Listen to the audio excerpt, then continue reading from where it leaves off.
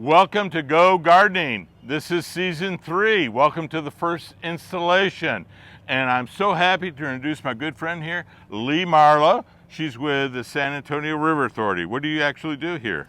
I'm an ecologist with the River Authority, and I work with native plants and water quality improvements. And you're going to show me around and the video audience all around the headquarters here on the river. Yes, we are right on the San Antonio River, and we're going to go take a look at some of the really interesting native plants we've got, as well as some of the water quality features that we have on our site. Excellent, thank you. Those are poor cats. Oh no. Lee, tell me where we are right now. We are in the front of the San Antonio River Authority main offices, and this is a landscape that we converted from mostly turf grass to mostly native perennial ground cover. Oh, tell me a little bit about what we see around us right here, the ground cover. Well, the beautiful green grass-like plant is actually a sedge called Weberville sedge, or sometimes it's called meadow sedge or sand sedge. It is a beautiful alternative to turf grass. You can see how it stays green through the winter and adds a beautiful evergreen element to the landscape. And it's primarily used in the shade.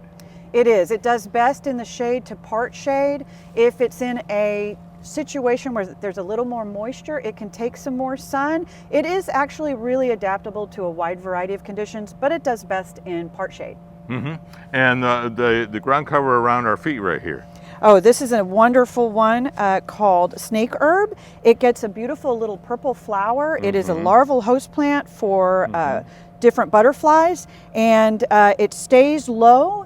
And you can see it has also stayed green here. That's not always the case. It's not always the case, but hey, we had some severe freezes this winter. We did, and we've got some good rain, and this is just doing really well. In other conditions where it might be a little more sunny, they might turn kind of a yellowish and die back in the winter, but they will come right back in the spring. Now, the two unique things about these two plants here, I just want to point out, these are coupon plants. Oh, awesome. For SAW's coupon program. So think about that. These are both snake herb and the sedges. Great. Well, let's look a little bit about the plants down here in this area right here. Okay, we've got a gorgeous low-growing native shrub called coralberry, and I've got a piece here showing why it's called coralberry with the beautiful coral berries on it, just ready for some birds to come and eat it. And do a lot of birds and wildlife eat that? They do. So this is one of it's known to be a bird attractor, and you can see it's just waiting. They're hanging on there for the birds to come. Birds, any other wildlife? Well, probably some small mammals Okay. would feed on it too. And then of course some of it can drop and it will grow from some of those seeds. It also is a shrub that will spread with its stems, and so it'll create a nice little patch like you see behind us here. Well, let's go look down a little bit. Let's do it. Look at it. Lee, tell me why we have the coralberry where it is. Well, first of all, this is a shady area. And second of all, we've got some stormwater coming from our roof into this feature, this depression, which is a bioretention feature. A homeowner might know this as a rain garden. Right. Well, when we went to school, we were calling it bioswales and bioretention, and so over the years. But yeah, this is commonly called a rain garden now. Now, this is a little bit deeper one because we have a larger surface area to hold all the water. So this is a great plant. It's got fruit on it in February, so it can be a wildlife food. Yes. Now, a lot of people would like to cut this down. Yes. During the winter time, December, January. We shouldn't do that. Right. While you can do it, and it could lead to a fuller plant in the spring, you might want to take a closer look. Again, we mentioned that it's covered in fruit, but we've also noticed here we've got some caterpillars. There's one right next to us here, and there's another one up there. And so if you're going to be doing pruning, just take a closer look at what's happening there and see if there might be any type of caterpillars or other critters, larvae, cocoons, things like that, that you might want to allow to survive on the stems until spring, later in the spring. Right, and what we always said is we like to keep the foliage and the fruit for shelter and food during the wintertime for our furry and feathered friends. Yes. So that's why we like here. So yeah, so we have this particular plant. We have the sedges behind us. We have some Turk's cap, but it's all because it's a very shady place. And then we are having a lot of rainwater, and so we retain that.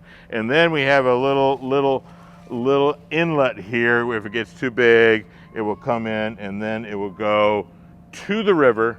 Yes. Albeit much cleaner than it was coming off the roof.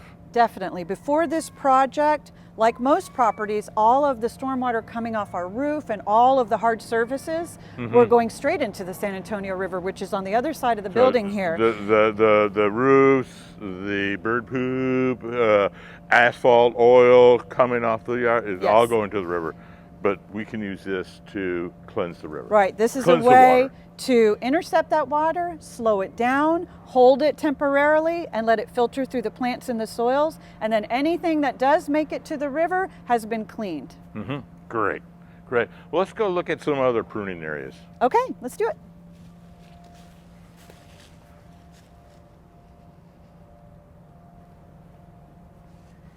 Okay. So Lee, tell us a little bit where we are now, and then show us some of the plants that we're going to talk about a little bit about pruning. So we're on the side of our building here near one of our parking lots, and we've got a couple of plants that we are going to demonstrate some pruning techniques on and talk about why you may or may not want to cut certain. Right. So I get this question all the time. When do I prune my perennials? And there's a lot of ways you can go about pruning, but it's always best if you can leave the material to leave it to serve as cover and possibly wildlife food. And over the food, winter. just like this beauty berry that we have in the background. Yes. So while these berries don't look that great right now, I've seen mockingbirds come and feed on these dried out fruits. And so if you can leave these, it's a wonderful source of food over the winter and early spring. All right. So what about the question about pruning? We've got some mealy blue sage We here. have this mealy blue sage, one of my favorite plants. However, I think it needs a bit of pruning. Yes. So when do we prune? When do you recommend we prune? Well, I personally wait until I can't stand it any longer. But right here, what you could do, you can see all of these stems are mostly dead. There's a little bit of green on the top, but you know, most of the growth is down here on the bottom. It's down there right on the bottom, about 2 to 3 inches above the ground. And it's going to shoot some new stalks up in the spring. You could come in and cut these off just to clean it up a little bit, just like this, leaving a little bit. So if you leave some stems like this, these might be used by solitary bees for their larvae, for their eggs, for the next generation of bees. And what happens is it gets a much cleaner look. You're probably going to appreciate it a lot more this way. And as I said, it's going to grow back in the spring from these new, the foliage at the base. So this is one way of doing it, and particularly for more general wildlife. Yes. That's not the way I would do it. How would you do it? Oh, let me show you. Thank you so much. Okay, so this is how I would do it. Okay, but I'm going to show you how I do it. Okay. All right? And now this is more of a general way of doing it, is I go down and I tell everybody 2 to 3 inches above the ground. Again, these are not coming back, so might as well get rid of them right now.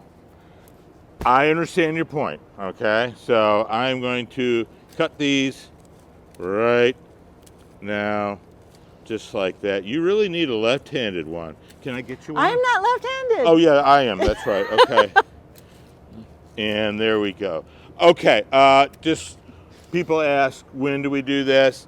I wait as long as possible, just like you do, but in general, the traditional time has been the last week of February and the first week of March, somewhere during that period of time. So that's generally what we recommend on that. And if you have a more formal area, you might want to do it just in that location Again, a little earlier. Yeah, yes, yeah. So it, as you and I were both talking about, we both agree you can do it whenever you want. However, there are other reasons to maintain the shrub and the food for as long as possible. Yes. Well, Lee, this is a great example of an early flowering plant, particularly for those bees that will come out early on. What plant is this? We've got agarita here. It's an amazing evergreen.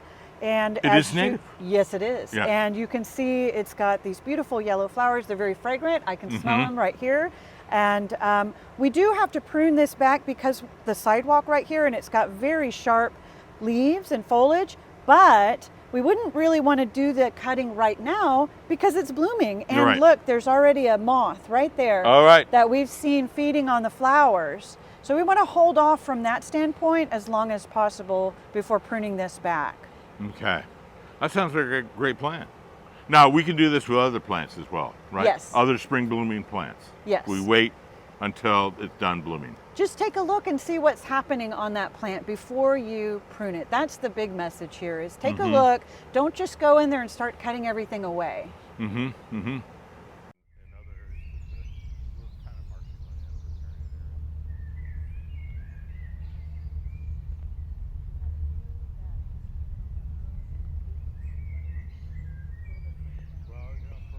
Well, Lee, tell me about this particular plant. I like this plant. Tell me a little bit about it. This is called inland sea oats, and we find it growing naturally all along the streams and rivers in our area. And it's also available in the nurseries. It's a beautiful ornamental grass. You can see here we've got some of the seed stalks. So it'd be like this growing up, and kind of the heads were kind of like this. Yes, so this is what it looks like when it's full of seed. And then if you look down here, most of this seed has dropped off. Oh, okay. And a lot of that seed is viable. It will form little seedlings. It's a really great plant to fill in a small area. Right. And this is the reason I like it, because of so many difficulties of planting underneath big trees. We got big ponds around us. This is a perfect location. For those of you who have difficulties growing plants underneath large shade trees, this is a really good plant. It is perennial. It has a very lovely seed head. It does have a little maroonish color in the fall, but you can see it's still green right here. And all we want to do is just cut a little bit of those branches off, and we have new green plants in February. Yes, you can make it look a little tidier than this current bed looks by just trimming down some of these old stalks that have already dropped their seed down to the base where there are nice green leaves. Nice green leaves, beautiful green leaves. So that is a great plant for areas with a lot of shade. Yes. Thanks.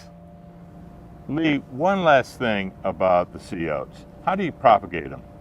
One of the wonderful things about sea oats is that you can take these seeds and either sprinkle them in a bare area or just take the full stalk and lay them around in a bare area, and over the course of this next growing season, you'll probably get that space to fill in. Right on top of the soil. You Yes, don't have to right add anything or anything? You or don't. any compost or anything? You don't, not with this plant. It actually does really well. You do want it touching the soil though. You could put a little sprinkling of mulch over the top, but really this doesn't take much. Almost like wildflowers. Yes. All right. Thank you so much. You're welcome. Well, I want to thank everybody for watching Go Gardening. I want to thank Lee Marlowe and the San Antonio River Authority for all their hospitality today and all the wonderful information. So everyone, get out there and garden and save some water. Thanks.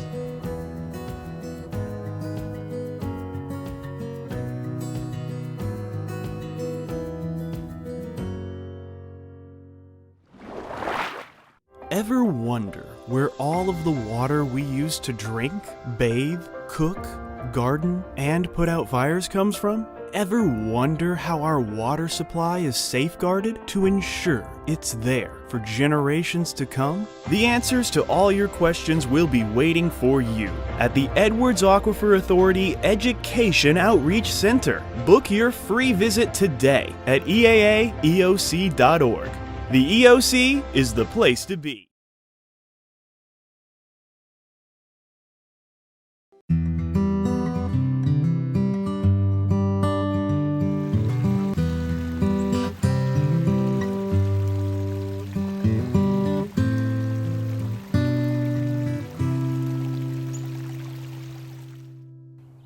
Welcome to Go Gardening.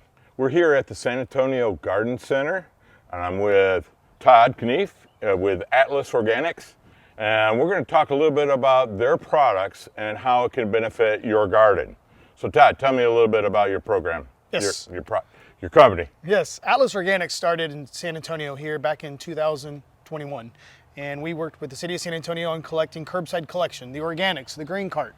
So if you throw any green waste, food waste, brush, tree trimmings, all of that green waste comes to our facility at 8963 Nelson Road, and we process that organic waste to make an organic compost. And that for San Antonio, that's the old Nelson Gardens. It is the old Nelson Gardens brush recycling, yes. Excellent. So we're going to go look at some of your products right now, but is there anything that you would like to really promote right now?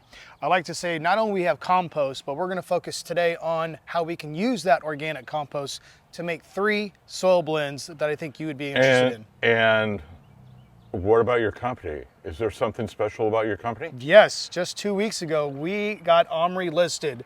We can consider ourselves organic compost. Not only that, we have the STA certification, which is the seal of testing assurance from the United States Composting Council. Okay, that's what I was going to ask you, what that SCA stands for. There you go. Well, let's go look at some of your products right now. Sounds good.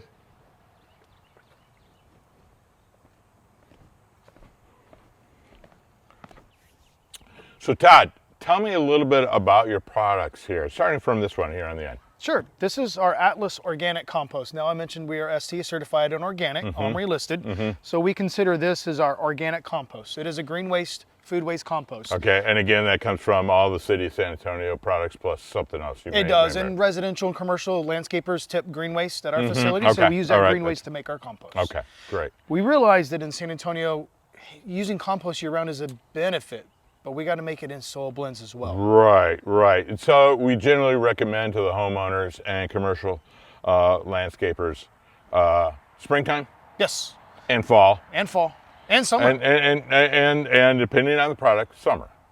But you may not be able to use it all the time. What are these other new products then? So this is what we call our enriched topsoil. Okay. It's a contractor's mix. The enriched topsoil consists of sandy loam and compost. This is Okay. a great product to put down before you put grass or sod or turf down. It's a good base. It's got good nutrients in it. It's a good base to put the turf right on top of it.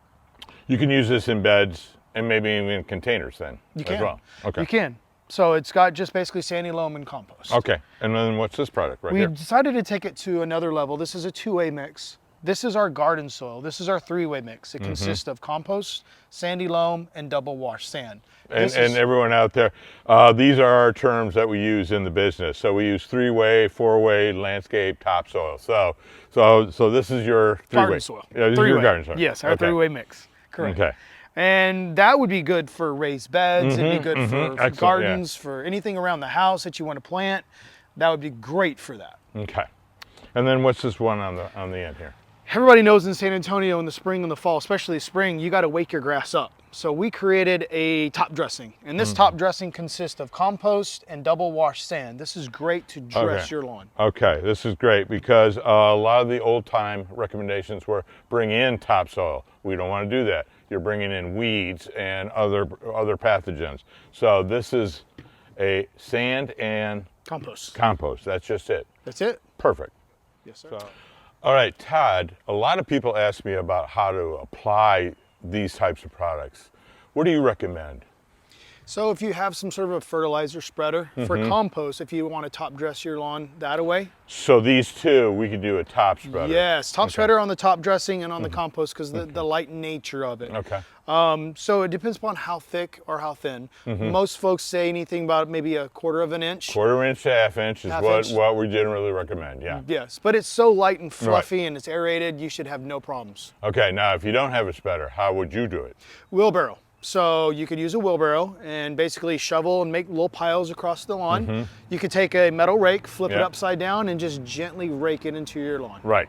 So that's the way I always recommend, but there's also another way. If I'm lazy, I just get the wheelbarrow, get the shovel out, and kind of toss it in the wind. There you go. And make sure it's kind of all even. Yes, sir. All right. How would you apply these two mixes then? So when it comes to the enriched topsoil, the two-way mix, when you're going to put that down before grass or sod, that's just making a nice even coating. You're going to use a wheelbarrow, you're going to use a shovel and a rake. Okay. Once you create that 1/2 inch to 1 inch or 2 inch, depending on how thick you want your base, that's that. On the garden soil, it's using a wheelbarrow, using a shovel in your hands. Yeah. And on the rake, is for a lot of people who don't understand, that's the iron tooth rake, but we're tipping it over backwards and then pulling it back and forth to get a nice even spread on that. Yes, correct. Love that. Where can people get this and where is it available? Yes, Okay. so Nelson Road, 8963 Nelson Road, is we're open Monday through Saturday, 8 to 5. 8 to 5, You can come and okay. pick up compost there, or you can give us a call, and we can have somebody set up delivery for you if you do. Okay, is it bulk or in package? It's in bulk, It's in bulk. minimum of 1 cubic yard. Okay. So we need some containers or so to pick it up from you. That, or if you bring a back of a pickup truck, we can load you in the back of a pickup and charge you for 1 Well, cubic not yard. me personally. Oh, So yes, yes. I don't do any of those types of things. Right. Well, thank you, Todd, for this information. We certainly appreciate it. Thanks everybody for watching. Now, go garden and save some water.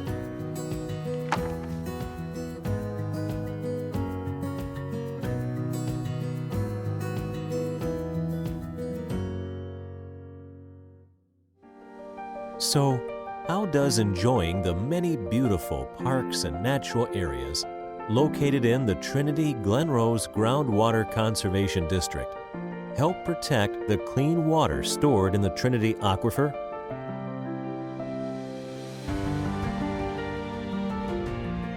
You can learn more at trinityglenrose.com/pollution prevention.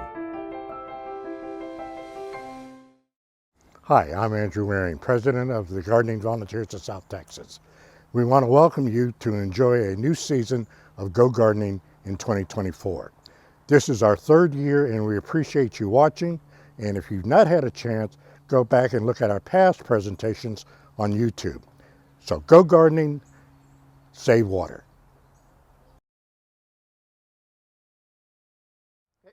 I failed to mention Gardening Essentials. 3rd Monday of each month at the San Antonio Garden Center. It will not be the same without you, so we would love for you to join us here from 12 to 3 each month. 12 to 3, the 3rd Monday of each month. Remember, go gardening, save water, and garden essentials.